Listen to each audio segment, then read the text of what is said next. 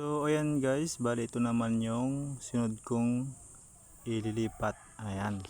So ito yung rambutan. So bali dalawang piraso din to na rambutan. Ayan. So binili rin yan kaya medyo malaki na. Ayan. So hindi yan galing sa DE o sa sa nursery o saan man. Bali private yan na binilhan, hindi sa government. Ayan, so bali binibinta talaga yan. Ayan ang mga pananim na yan. So kung sa government ay medyo makakatipid rin, pero yun nga, walang available yata sa pagkakalam ko eh. So ito yung yung binili ng kapatid ko.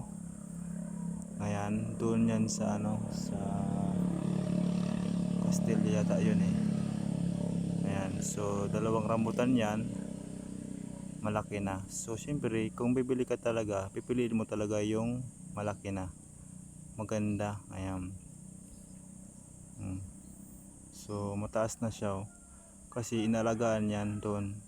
Kasi sino man bibili na na tagiltil. So syempre dahil sa private yon, business yan eh.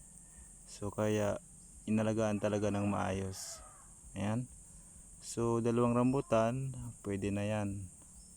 Dito, dagdag sa punong kahoy. Kasi syempre kapag nagbawas ka ng kahoy ng maliit, syempre palitan mo din ng bago.